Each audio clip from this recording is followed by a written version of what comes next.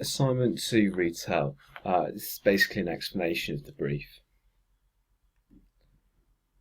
Okay, before you do anything, you've either got to go on a trip or do the research yourself.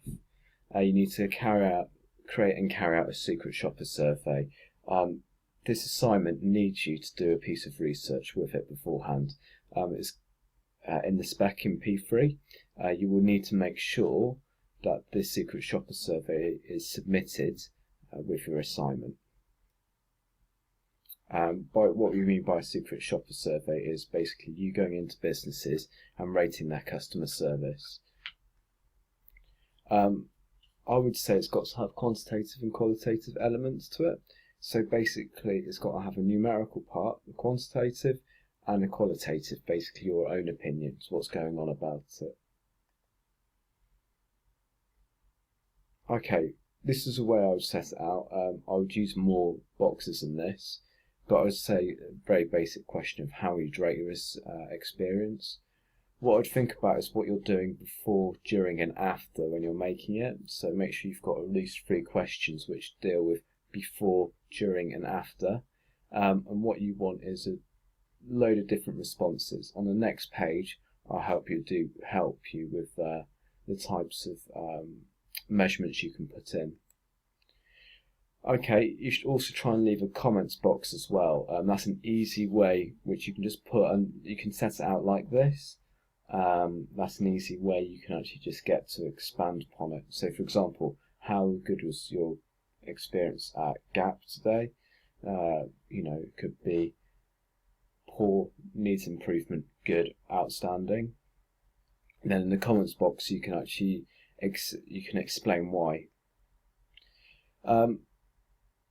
These are different types of measurement you can use in your survey. I would suggest that all 3 are valid and good. I would use them rather than the one that was on the side. So 1, 2, 3, 4, 1 being good and 4 being bad. Nice and good, no middle value, and it explains it quite clearly, so you just circle 1, 2, 3 or 4. Good, excellent, good, needs improvement, poor. What you can do is circle that as well, make it nice and simple so you don't have to do anything jazzy. Yes, no, it's limited in terms of response, but it's still adequate. I would rather use the top 2 though. So excellent, good, needs improvement, poor. 1, 2, 3, 4, you get a better response rate. Do not use, let's say, just put good, average, poor. I wouldn't use that because you could be liable just to tick average every time.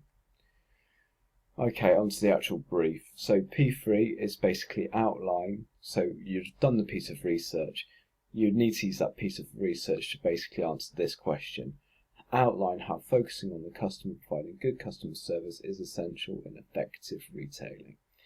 Okay, that's the first statement that you need to answer. If you look in your workbook, it will tell you what that means, okay? So it's basically, how does providing good customer service is essential for effective retailing? You need to do that. And you need to do this for 2 businesses, okay? For 2 businesses. Using the information which has been gathered from your trip, examine the impact of customer service has in terms of what happens before, during and after a purchase. Okay, so you need to be able to say what happens before the purchase, during and after it. Okay, does it match up? So we talked about Apple. Did they approach you? What happened during the transaction? Were they probing you politely? Did they invite you to come back afterwards? You need to explain how these policies are applied at store level. So think about APPLE, or think about whatever the business is. So for Superdry it's real, but think how is it applied and how different levels of service are explained. So for example, looking at something like Superdrug, comparing it to Apple, why are there different levels of service in those two organisations?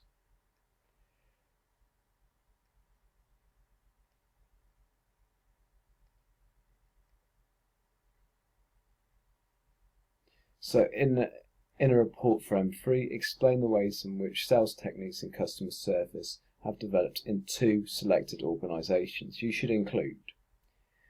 Okay, so for example, John Lewis will have to deal with changes in fashion and technology. Customer service would have to adapt to each situation.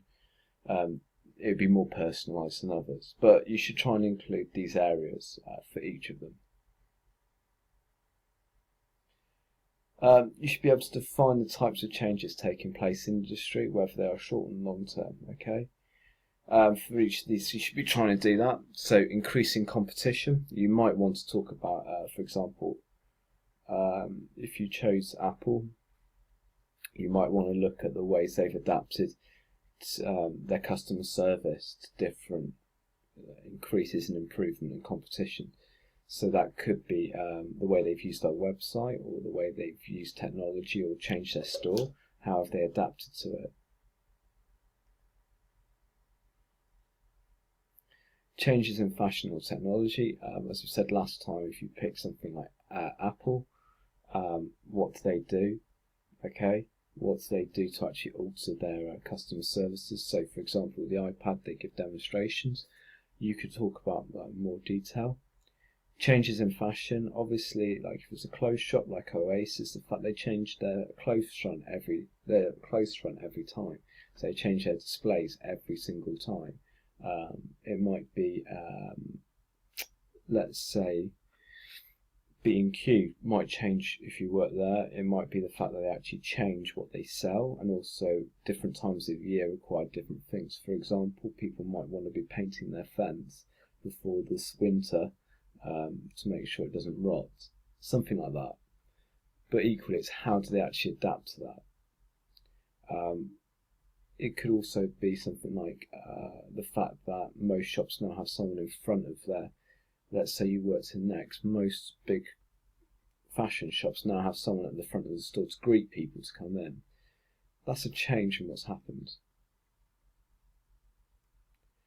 Innovative practices, so anything they do which is innovative, that could be, I would say, face-to-face customer service is good to talk about there. So APPLE is innovative, and it's been adapted by several different people. It could be something like Tesco's has got this club card and a big data approach. That's a way of being innovative, because it's actually giving something which is different.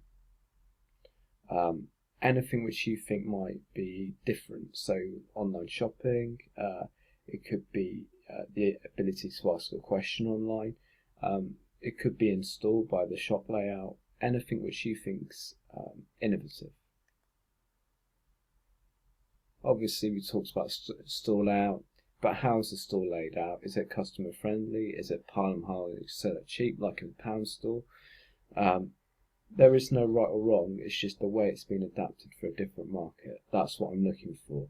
It's basically the ways it's been adapted for a different market. Last one, economic trends and the impact on the consumer. What I'd think about this is, if we looked at supermarkets, remember the top end, like Waitrose has grown, and the bottom end, Aldi and Lidl has grown. The same has happened across the sector, and you know this. So what I would do is, how has your retailer actually adapted to it? So think about it, really think about what have they done. So for example, John Lewis's sales have gone up, but they've gone up because people want higher quality, like Apple has gone up because they want to invest in something which is higher quality. Also, pound shops have gone up because people at the bottom end want to get certain items for as cheap as possible, and they don't mind like having a quicker service like Aldi and Lidl. So it's different ways retailers have adapted to that. At the end, you'll need to compare both companies and how they've adapted to their respective markets. That's what you need to do, is really stress that last part, is how they've adapted. It's not so much a comparison, it's more an explanation of how they've adapted. D2. Evaluate the different sales techniques and customer service offered by a chosen company. You just need to pick one now. Can they develop their systems further? So for example, John Lewis has provided online service. How does this differ from the in-store service? Can they improve them?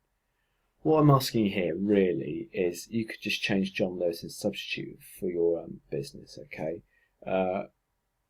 Whatever the business is you've picked. But what I'm really looking for is an improvement.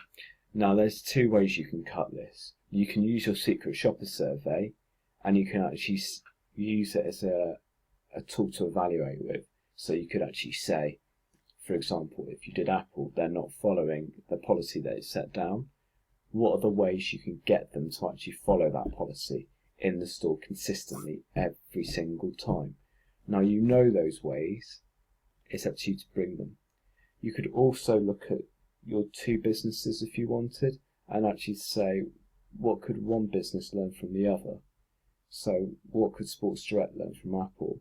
What have Apple learned from the Ritz-Carlton? Okay, that's what we're looking at. So how can they actually develop their customer service? How can they develop what's going? What I try and do is use a blend between both, but it should help. I hope that helps.